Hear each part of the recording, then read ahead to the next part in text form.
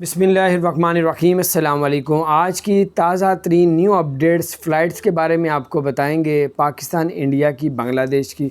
और उससे पहले मेरी गुजारिश है, आपके डिस्क्रिप्शन में मेरे एक नए चैनल है, व्लॉग्स का चैनल, फैमिली के साथ बनाया, उसका लिंक डिस्क्रिप्शन में मौजूद है।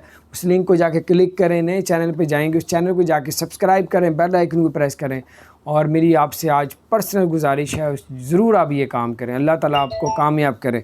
और अब आपको फ़्लाइट्स के बारे में बताते हैं। पाकिस्तान की जो फ़्लाइट्स ओपन हो रही थी वो 15 जून को हो रही थी। इंडिया की फ़्लाइट ओपन हो रही थी 23 जून को।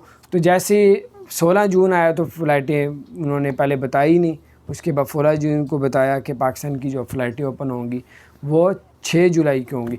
इसी तरह बहुत लोग इंडियन खुश थे, फ़्लाइटें भी बुक करवा दी, टिकट भी बुक करवा दी। 23 जून का कहा था। 23 जून जैसे ही आया और लोग अपने बैग बुक बांधे बूंदे कि यार आज हमने चले जाना है। थोड़ी देर बाद उधर से अपडेट्स आ गई तो अब 23 जून की बजाय अब 6 जुलाई को ओपन होंगी।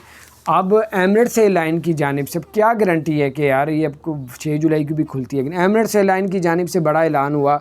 उन्होंने कहा कि हम सूरत हाल को देख रहे हैं, हम इंडिया की सूरत हाल की, कोरोना की सूरत हाल को देख रहे हैं कि उधर अगर बेहतरी आती है तो हम फ़्लाइट फ़ौरन ओपन कर देंगे, 6 जुलाई से भी पहले ओपन। इसी तरह पाकिस्तान के बारे में भी कहा, हालांकि पाकिस्तान में कोरोना की तादाद बहुत ज़्यादा कम है। और इसी तरह बांग्लादेश के बारे में भी है। तो बाहर अल्लाह ताला आप लोगों के लिए सबकी मुश्किलात को आसान फरमाए। आप जाना चाहते हैं, अल्लाह आपको खैर खैरियत से भेज दे इंशाअल्लाह। और आपसे गुजारिश है, मेरी गुजारिश है, अल्लाह ताला आप पे अपनी करोड़ों रहमतें फरमाए। आपसे गुजारिश है, डिस्क्रिप्शन में मेरा एक नया चैनल है, सब्सक्राइब की बहुत ज़्यादा ज़रूरत है।